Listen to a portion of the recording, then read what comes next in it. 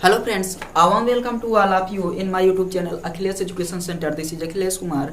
आप सभी का स्वागत है हमारे YouTube channel Akhilesh education centre पर। दोस्तों, आप सबको जैसा कि पता है, शाम को जो क्लास चल रही थी नेट प्रॉब्लम की वजह से क्लास एंड हो गई, तो हम लोग उसी को आज कंटिन्यू करने वाले हैं, जिसमें हम लोग पढ़ेंगे स्थिर वैद्युत की। चलिए एक बार जल्दी से रिवीजन कर लेते हैं। स्थिर वैद्युत की मतलब रुका हुआ आवेश का अध्ययन, भौतिक विज्ञान की वह शाखा जिसके अंतर्गत हम लोग रुके हुए आवेश के गुणधर्मों का अध्ययन करते हैं, स्थिर वैद्युत की कहलाता है। अब हम लोग चर्चा करते हैं आवेश की उत्पत्ति पर। आवेश की उत्पत्ति यानी ओरिजिनेशन ऑफ चार्ज। आवेश की उत्पत्ति कैसे होती है, कैसे कैसे आवेश प्रकृति में आता है, तो उस पर ध्यान दीजिएगा। पहला पॉइंट हमारे एक दार्शनिक आते हैं, थेल्स। थेल्स नामक दार्शनिक आते हैं और वे बताते हैं कि यदि हम लोग क्या करें, अंबर नामक पदार्थ को ले लें और रेशम के कपड़े को ले लें, रेशम के कपड़े को लेकर आपस में एक दूसरे को रगड़ते हैं, तो इसमें क्या होता है, जो छोटे छोटे धूलकण होते हैं, छोटे छोटे धूलकण और कागज का टुकड़ा, इसको अपनी ओर आकर्षित करने का गुण आ जाता है। दार्शनिक थेल्स बताते हैं कि यदि हम अंबर और रेशम के कपड़े को लेकर रगड़ें, तो अंबर नामक पदार्थ में छोटे छोटे धूलकण और कागज के टुकड़ों को अपनी ओर आकर्षित करने का गुण आ जाता है। इनके बाद ये हो गया एक दार्शनिक का मत। दूसरा हमारे पास मत आता है वैज्ञानिक गिलबर्ट का।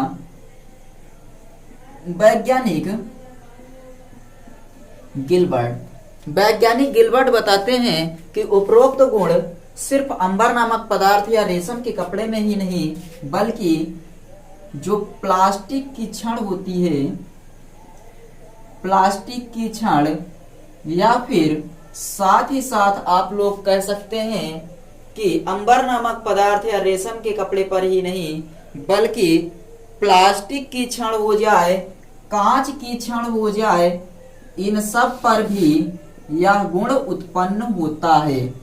अब तीसरा पॉइंट, वैज्ञानिकों के अनुसार ये जो गुण उत्पन्न हो रहा है, प्लास्टिक की छड़, कांच की छड़, अंबर नामक पदार्थ और रेशम के कपड़े इत्यादि में ये जो गुण उत्पन्न हो रहा है, वस्तुओं को अपनी ओर आकर्षित करने का गुण, ये घर्षण ऊर्जा के कारण, इन पदार्थों में जो घर्षण ऊर्जा लगती है उसके कारण एक पदार्थ से इलेक्ट्रॉन निकलकर दूसरे पदार्थ पर चला जाता है, जिसके कारण वस्तु में आकर्षण का गुण उत्पन्न होता है।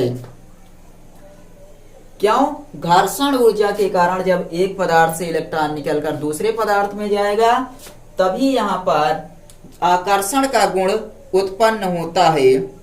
पदार्थों में जब इलेक्ट्रॉनों के स्थानांतरण हो जाता है, इलेक्ट्रॉनों का स्थानांतरण कैसे होगा, जब यहाँ पर रगड़ेंगे तो कार्य करेगी घर्षण ऊर्जा। घर्षण ऊर्जा के कारण इलेक्ट्रॉन यहाँ से निकला और इस पदार्थ में चला गया। जैसे ही इस पदार्थ से इलेक्ट्रॉन निकलकर उस पदार्थ में गया, तब यहाँ पर क्या हो जाता है, आकर्षण का गुण आ जाता है। और जब तक इलेक्ट्रॉन एक पदार्थ से निकलकर दूसरे पदार्थ में नहीं जाएगा, तब तक आकर्षण नहीं होगा। और ध्यान दीजिएगा, जब एक पदार्थ से इलेक्ट्रॉन निकलकर दूसरे पदार्थ में चला जाता है, तब बोला जाता है वस्तु वैद्युतमय हो गई है। और वस्तु की वैद्युतमय हो जाना ही आवेश कहलाता है। ध्यान दीजिए, आवेश किस पदार्थ से निकलकर किस पदार्थ पर जाएगा, यानी कि इलेक्ट्रॉन, ध्यान दीजिएगा, इलेक्ट्रॉन इस पदार्थ से निकलकर इस पदार्थ पर जाएगा, या इस पदार्थ से निकलकर इस पदार्थ पर जाएगा, या उसके परमाणुवीय प्रकृति पर निर्भर करता है, परमाणुवीय प्रकृति पर निर्भर करता है। और साथ ही साथ ये जो घटना है सिर्फ इलेक्ट्रॉनों के द्वारा संभव होती है, प्रोटॉनों के द्वारा नहीं। आई थिंक आपको ये समझ में आ गया होगा। अब हम लोग आवेश की परिभाषा देख लेते हैं। आवेश क्या होता है, तो किसी पदार्थ का गुण होता है आवेश, जिसके कारण उस पदार्थ में कौन कौन सी घटनाएं घटित होती हैं। तो आवेश किसी पदार्थ का वह गुण है जिसके कारण उसमें वैद्युत तथा चुंबकीय घटनाएं, चुंबकीय घटनाएं घटित होती हैं। आवेश किसी पदार्थ का वह गुण है जिसके कारण उस पदार्थ में वैद्युत तथा चुंबकीय घटनाएं घटित होती हैं या वैद्युत एवं चुंबकीय प्रभाव उत्पन्न होता है। यहां पर आते हैं हमारे पास फ्रैंकलिन नामक वैज्ञानिक आते हैं और वे एक और मत छोड़ जाते हैं कि जो आवेश है दो प्रकार का होता है, एक धनावेश दूसरा ऋणावेश। आवेश कितने प्रकार का होता है? तो फ्रैंकलिन नामक वैज्ञानिक ने बताया कि आवेश दो प्रकार का होता है, एक धनावेश और दूसरा ऋणावेश होता है। तो बताइए धनावेश कहां पर होगा?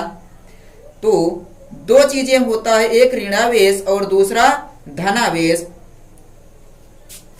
मान लीजिए किसी पदार्थ पर इलेक्ट्रॉन की कमी है तो वहां पर धनावेश होगा, इलेक्ट्रॉन की कमी होगी तो वहां पर धनावेश होगा। जहां पर इलेक्ट्रॉन की अधिकता होगी, ई अधिकता, तो वहां ऋणावेश और इलेक्ट्रॉन की कमी तो वहां पर धनावेश होता है। ध्यान दीजिएगा, फ्रैंकलिन नामक वैज्ञानिक ने बताया दो प्रकार का आवेश, धनावेश मतलब इलेक्ट्रॉन की कमी, ऋणावेश मतलब इलेक्ट्रॉन की अधिकता। इतना आपके समझ में आ गया होगा। तो समान प्रकृति के आवेश जो होते हैं, आगे यदि हमारे पास प्लस प्लस है तो ये दोनों क्या करेंगे? प्रतिकर्षण करेंगे, और यदि प्लस और माइनस है तो आकर्षण करेंगे। समान प्रकृति के आवेशों में प्रतिकर्षण एवं विपरीत प्रकृति के आवेशों में आकर्षण होता है। फ्रैंकलिन नामक वैज्ञानिक ने दो आवेश बताए, इलेक्ट्रॉन की अधिकता मतलब ऋणावेश, इलेक्ट्रॉन की कमी मतलब धनावेश, और साथ ही साथ plus plus repulsion, plus minus attraction. आवेश का मात्रक आप सबको पता होगा कि आवेश का जो मात्रक होता है वो क्या होता है? कूलाम होता है। आवेश का जो मात्रक है वो कूलाम होता है। इसे हम लोग C से प्रदर्शित करते हैं। इसका बड़ा मात्रक की बात की जाए तो स्टेट कूलाम हो जाएगा, स्टेट कूलाम हो जाएगा। आवेश का मात्रक कूलाम होता है। इसका बड़ा मात्रक जो होता है उसका सीजीएस पद्धति में इसे बोल सकते हैं कि सीजीएस पद्धति में स्टेट कूलाम होता है। स्टेट कूलाम का मतलब होता है इलेक्ट्रो, ESU बोला जाता है, एक होता है। अब ध्यान दीजिएगा, एक कूलाम बराबर 3 × 10⁹ ESU। ESU का मतलब होता है इलेक्ट्रोस्टैटिक यूनिट होता है। और आवेश का मात्रक जो होता है वो एम्पियर सेकंड भी होता है, एम्पियर सेकंड भी होता है। आवेश का मात्रक क्या क्या मिला? कूलाम मिला, सीजीएस पद्धति में स्टेट कूलाम, और एम्पियर सेकंड भी इसका मात्रक होता है। और बड़े मात्रक की बात की जाए तो फैराड भी आवेश का ही मात्रक होता है। और एक फैराड बराबर कितना हो जाएगा? 96,500।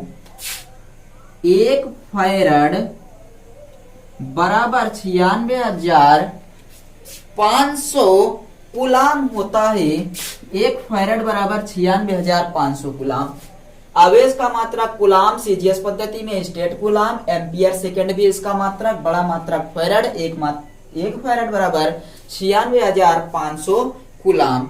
इतना आपको समझ में आ गया होगा। और एक कूलाम आवेश में, जो एक कूलाम आवेश होता है उसमें 6 × 10⁸ इलेक्ट्रॉन की या तो अधिकता होती है या फिर कमी होती है।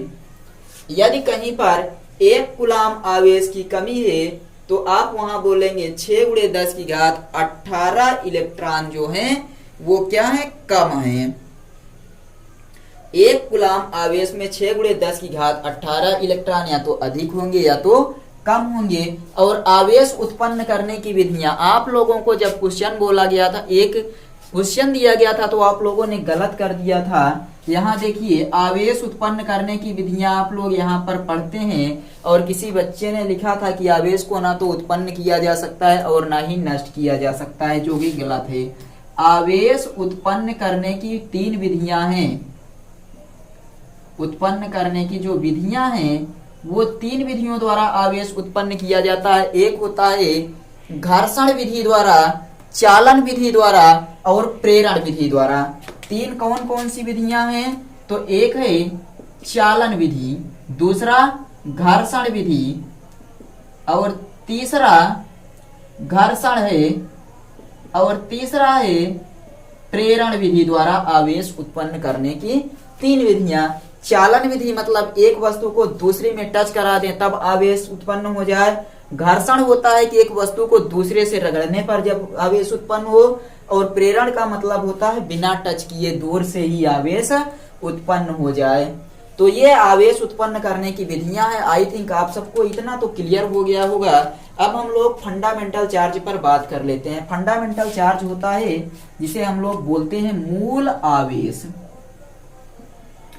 फंडामेंटल चार्ज इसको इंग्लिश में बोला जाता है। मूल आवेश क्या होता है? तो जो यहाँ पर मूल आवेश है उसे हम लोग कहते हैं किसी भी पदार्थ पर जो न्यूनतम आवेश उपस्थित होता है उसी को हम लोग मूल आवेश कहते हैं। मतलब किसी भी पदार्थ पर उपस्थित न्यूनतम आवेश को मूल आवेश कहा जाता है। और मूल आवेश किसके बराबर होता है? तो मूल आवेश की जो मात्रा होती है वो एक इलेक्ट्रॉन के आवेश के बराबर होती है। मूल आवेश आप किस प्रकार परिभाषित करेंगे? किसी भी पदार्थ पर उपस्थित न्यूनतम आवेश को मूल आवेश कहते हैं और मूल आवेश की मात्रा एक इलेक्ट्रॉन के बराबर होती है। एक इलेक्ट्रॉन के आवेश के बराबर होती है। और गैलमैन के अनुसार एक वैज्ञानिक थे जिनका नाम था गैलमैन। इन्होंने बताया कि जो मूल आवेश होते हैं किसी पदार्थ पर आवेश की जो न्यूनतम मात्रा होती है वो ±e/3 या फिर ±2e/3 होती है, जिसे हम लोग क्वार्क कहते हैं। गैलमैन के अनुसार मूल आवेश बताया गया कि न्यूनतम आवेश को मूल आवेश कहते हैं। और गैलमैन ने बताया कि किसी भी पदार्थ पर जो न्यूनतम आवेश होता है उसकी मात्रा e/3 प्लस माइनस या फिर ±2e/3 होती है, जिन्हें हम लोग क्वार्क नाम देते हैं। क्वार्क। गैलमैन ने क्वार्क की परिकल्पना की। उन्होंने क्वार्क के बारे में ये बताया कि जो न्यूनतम आवेश होता है ±e/3 ±2e/3 इनको हम लोग क्वार्क बोलते हैं। तो आई थिंक आपको ये पूरा समझ में आया होगा और आप लोग ये ध्यान दे रहे होंगे तभी समझ में आएगा। यहाँ लिखाया इसलिए नहीं जा रहा क्योंकि आप लोग नोट्स बना चुके हैं, मात्र समझने की कोशिश कीजिएगा। आप लोग समझ जाएंगे तो आपकी नोट्स में ये सब कुछ लिखा पड़ा है, सब कुछ लिखा पड़ा है। चलिए हम लोग अब इसके आगे देखते हैं आवेश का क्वांटीकरण का सिद्धांत। आवेश के क्वांटीकरण का सिद्धांत। चलिए एक बार हम लोग यहाँ पर आधार इरेज कर देते हैं।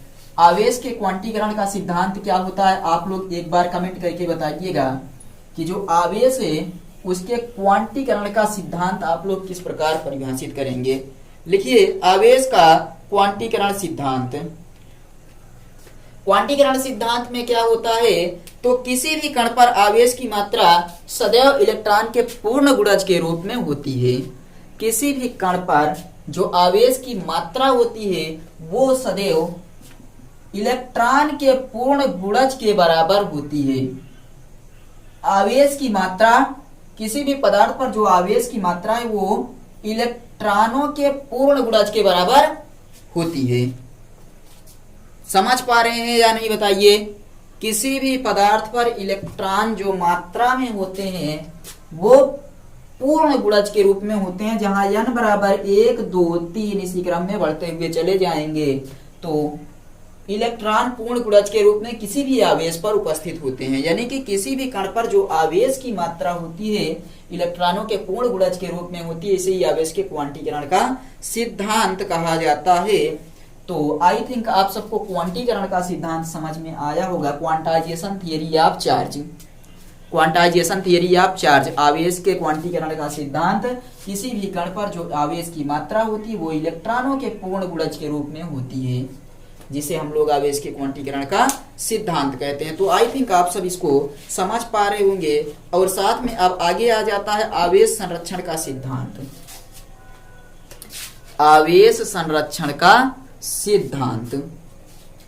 आवेश संरक्षण का सिद्धांत का मतलब होता है, और आवेश उत्पन्न करने की विधियां और आवेश संरक्षण के सिद्धांत में अंतर है, ध्यान दीजिएगा। आप लोग क्या लिखते हैं? आवेश उत्पन्न करने की विधियां 3 विधियों द्वारा उत्पन्न किया जाता है। और आवेश संरक्षण का जो सिद्धांत होता है उसमें कह रहा है कि आवेश को ना तो बनाया जा सकता है और ना ही नष्ट किया जा सकता है। आवेश को ना तो बनाया जा सकता है ना ही नष्ट किया जा सकता है, बल्कि आवेश को एक पदार्थ से दूसरे पदार्थ पर स्थानांतरित किया जा सकता है।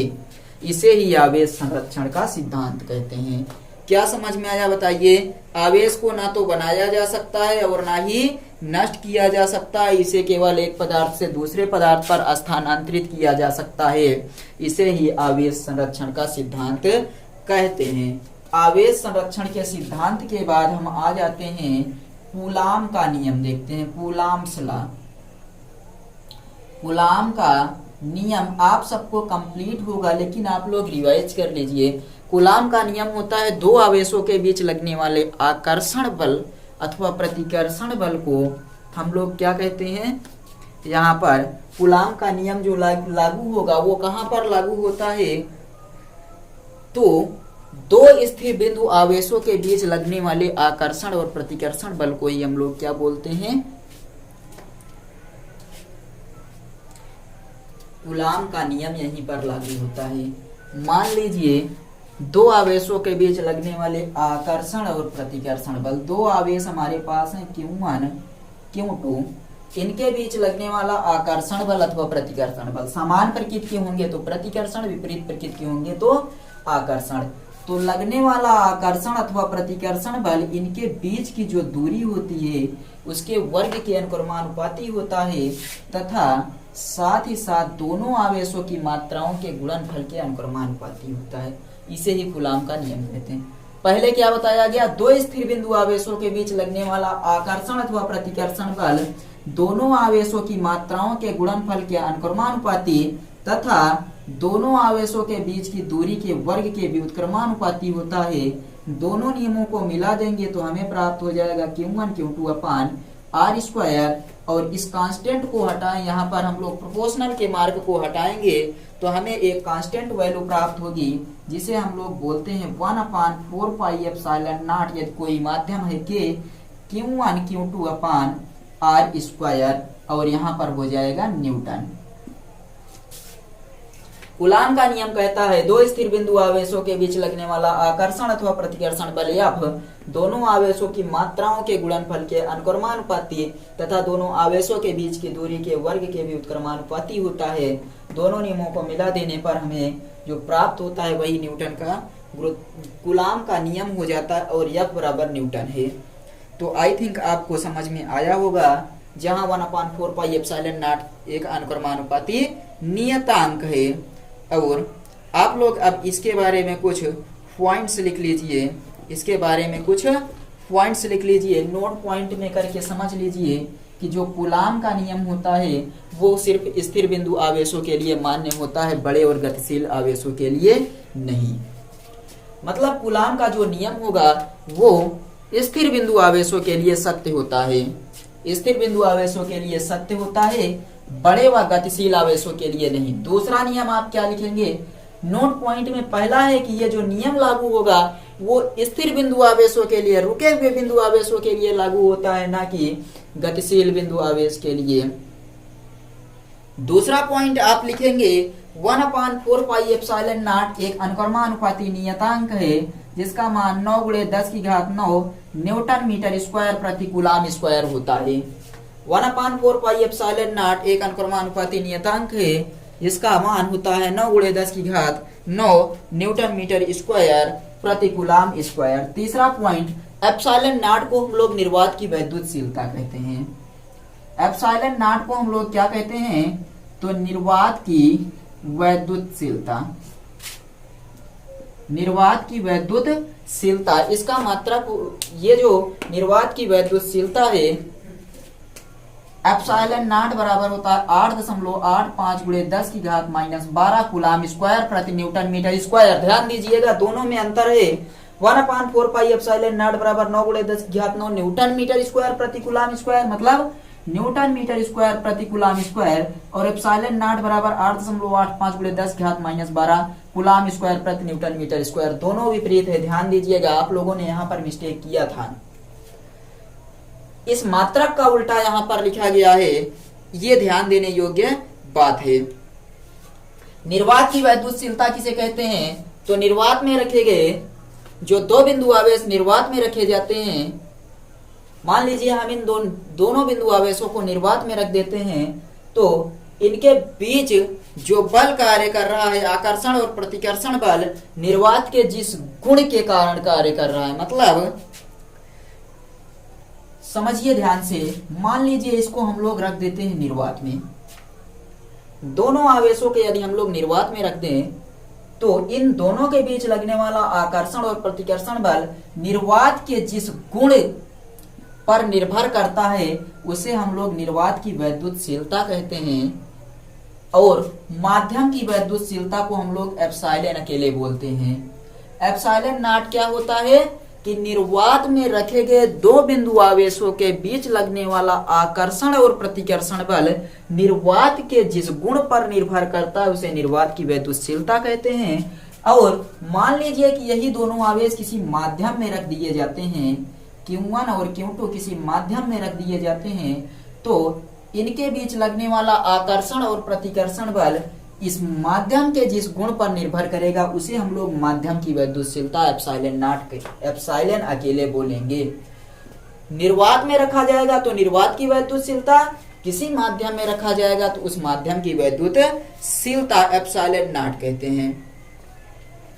के को हम लोग परावैद्युतांक बोलते हैं, परावैद्युतांक, और के बराबर होता है एप्सिलॉन अपान एप्सिलॉन नॉट, यानी कि माध्यम की वैद्युतशीलता और निर्वात की वैद्युतशीलता के अनुपात को परावैद्युतांक कहते हैं। फार्मूला से आप लोग डेरिवेशन, फार्मूला से आप लोग थियरी बनाने की कोशिश कीजिए कि यहाँ पर लिखा गया है माध्यम की वैद्युतशीलता, नीचे लिखा गया है निर्वात की वैद्युतशीलता, इन दोनों के अनुपात को बोला जाता है परावैद्युतांक के। परावैद्युतांक किसे कहते हैं पूछ लिया जाए तो आप बताएंगे कि किसी माध्यम की वैद्युतशीलता और निर्वात की वैद्युतशीलता के अनुपात को परावैद्युतांक कहते हैं। के एक विमाहीन राशि है, जो परावैद्युतांक है ये क्या है? एक विमाहीन राशि है। अलग अलग माध्यमों के लिए के का जो मान होता है वो अलग अलग होता है, और के का मान 1 से लेकर अनंत तक होता है। Epsilon upon epsilon naught is परावैद्युतांक, और परावैद्युतांक जो होता है वो 1 से अनंत तक होता है, विमाहीन राशि है, और साथ ही साथ इसका जो मान होता है वो 1 से अनंत तक होता है। यदि हम लोग निर्वात ले लें तो निर्वात के लिए के बराबर 1 होता है। जल के लिए जो जल होता है, जल के लिए के का मान 81 हो जाएगा, और वायु के लिए जो के का मान होता है 1.008 होता है। वायु के लिए कितना होता है? 1.0008, 3 बार 0 रहेगा उसके बाद 8 हो जाएगा। और धातु, यदि कोई भी धातु है तो धातु के लिए के का मान अनंत होता है, धातु के लिए के का मान अनंत होता है। आई थिंक आप सबको ये क्लियर समझ में आ रहा होगा। निर्वात के लिए के का मान 1, जल के लिए के का मान 81, वायु के लिए 1.0008, और धातु के लिए के का मान अनंत होता है। समझ में आया या नहीं कुछ? और कूलाम का नियम जो होता है वो न्यूटन के गति विषयक तृतीय नियम के समतुल्य होता है। न्यूटन के जो थर्ड लॉ ऑफ मोशन होता है गति विषयक तृतीय नियम के समतुल्य होता है। न्यूटन के जो गति विषयक तृतीय नियम है वो कूलाम के नियम को फॉलो करता है। गति विषयक तृतीय नियम आप लोग क्लास 11th में पढ़ चुके हैं। चलिए अब हम लोग वैद्युत बल की गुरुत्वाकर्षण बल से तुलना कर लेते हैं। वैद्युत बल की गुरुत्वाकर्षण बल से तुलना समझते हुए चलिएगा। आप लोगों की नोट्स में सब कुछ लिखा गया है। एक तरफ आप लिखेंगे वैद्युत बल, दूसरी तरफ लिखेंगे गुरुत्वाकर्षण बल। एक तरफ लिखेंगे वैद्युत बल और दूसरी तरफ लिखेंगे गुरुत्वाकर्षण बल। इन दोनों की तुलना करना है हमें। इधर मान लीजिए लिखा गया है वैद्युत बल, इधर है गुरुत्वाकर्षण बल। क्लास 11th में आप सब तुलना कर चुके हैं एक बार। तो वैद्युत बल बताइए आकर्षण और प्रतिकर्षण दोनों पर क्या होता है? होता है या नहीं? आकर्षण प्लस प्रतिकर्षण, जबकि जो गुरुत्वाकर्षण बल होता है वो केवल आकर्षण पर क्या होता है? केवल आकर्षण। समझ में आया? आवेश जो होता है वो आकर्षित और प्रतिकर्षित दोनों करता है, लेकिन जो द्रव्यमान होता है वो केवल आकर्षण ही होता है, केवल आकर्षण, प्रकृति का गुरुत्वाकर्षण बल होता है। और ध्यान दीजिएगा ये जो वैद्युत बल है ये आवेशों के बीच कार्य करता है, आवेशों के बीच कार्य करता है, जबकि जो गुरुत्वाकर्षण बल है ये द्रव्यमानों के बीच कार्य करता है, द्रव्यमानों के बीच कार्य करता है। आकर्षण और प्रतिकर्षण बल वैद्युत बल आवेश के बीच कार्य करता है, गुरुत्वाकर्षण बल आकर्षण प्रकृति का होता है और द्रव्यमानों के बीच कार्य करता है। जो वैद्युत बल है वो आवेशों के बीच के माध्यम पर निर्भर करता है,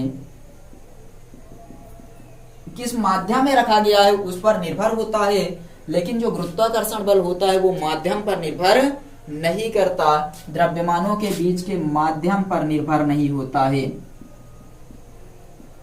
माध्यम पर निर्भर नहीं होता है। यदि आप लोग निर्वात ले लें, निर्वात माध्यम रखें और कोई 1 किलो का पिंड है और एक कागज का टुकड़ा है, निर्वात में गिराएंगे तो दोनों एक साथ जमीन पर गिरेंगे, लेकिन निर्वात होना चाहिए, इसीलिए कह रहा है कि माध्यम पर निर्भर नहीं करता है। वैद्युत बल एक मजबूत बल है, यह एक मजबूत बल है, जबकि यह एक कमजोर बल होता है। सबसे जो दुर्बल बल होता है वही गुरुत्वाकर्षण बल है। तो आई थिंक आप सब इतना तो आसानी से समझ ही चुके होंगे, आप लोग इतना आसानी से समझ चुके होंगे। तो चलिए अब आप लोग इतना यदि समझ चुके हैं तो रेखीय आवेश घनत्व और साथ ही साथ आयतन आवेश घनत्व और द्रव्य और क्षेत्रफल आवेश घनत्व, इस पर हम लोग चर्चा करेंगे अगले वीडियो में और एक तेजी से रिवीजन करते हुए चलेंगे। चलिए मिलते हैं हम लोग अगले वीडियो में, तब तक आप लोग अच्छे से पढ़ते रहिए। बाय।